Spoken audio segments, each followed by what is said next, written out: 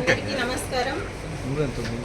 ఈ నెల 18వ తారీఖున పల్నాడు జిల్లాలో వెంకాయపాలెం అన్న ఊర్లో ఈ ఘటన ఒక మనిషి కారు కింద జగన్మోహన్ రెడ్డి ప్రయాణించే కారు కింద పడినా కూడా చూసుకోలేని పరిస్థితుల్లో ఈ జగన్మోహన్ రెడ్డి కళ్ళు మూసుకుపోయి ప్రవర్తిస్తున్నాడు. అది మనిషి పడ్డారని తెలిసి పక్కకు లాగేసి మనిషి చావుకు కారణమైనా కూడా మరీ సమర్థించుకుంటూ మీకు 4 రోజుల తరువాత వీడియోలు దొరికాయా అని వితండ వాదన చేస్తూ ఒక్కొక్కరు ఒక్కోలా మాట్లాడుతూ మా కార్యకర్త చనిపోతే మీకేంటి అని ఒక్కొక్కరు ప్రశ్నిస్తూ ఈరోజు కూటమి ప్రభుత్వాన్ని విమర్శిస్తున్నారు.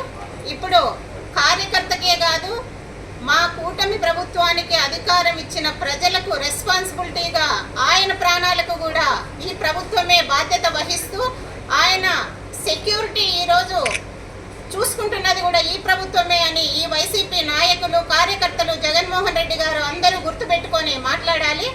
ఈరోజు ఆయన చావుకు, సింగయ్య చావుకు కారణమైన వ్యక్తుల గురించి మాట్లాడకుండా జగన్మోహన్ రెడ్డి కత్తులు, గొడ్డళ్ళు పట్టుకొని, ఫ్లెక్సీలు పట్టుకొని ఏం చేసినా కూడా కార్యకర్తలనే సమర్థిస్తాను, నన్ను అధికారం దగ్గరలోకి తేవడానికి వీళ్ళే కారణం కాబట్టి నేను ఒక గూండా మూకకు రాజకీయ పదవులు ఇచ్చి ఎమ్మెల్యేలను, ఎంపీలను అందరినీ చేసుకొని నేను ఇలానే పార్టీని నడుపుతాను అంటే ఎవరు ఒప్పుకునే పరిస్థితిలో రాష్ట్రంలో లేరు.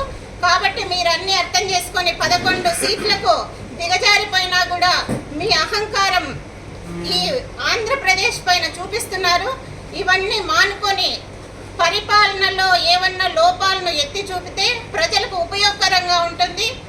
చెప్పిన హామీలు కానీ, నెరవేర్చనివి కానీ ఇలాంటివి మీరు రైజ్ చేసి ప్రభుత్వాన్ని అలర్ట్ చేయాల్సిన బాధ్యత ప్రతిపక్ష పార్టీకి ఉంది. ప్రతిపక్ష హోదా కూడా లేదు కాబట్టి మీరు ఎలాంటి లోపాలనైనా రిక్వెస్ట్ చేసుకొని ప్రజలకు అంతో ఎంతో ఉపయోగపడాలని ఈ వైసీపీ నాయకులకు మేము తెలియజేస్తున్నాం. జై జనసేన, జై హింద్.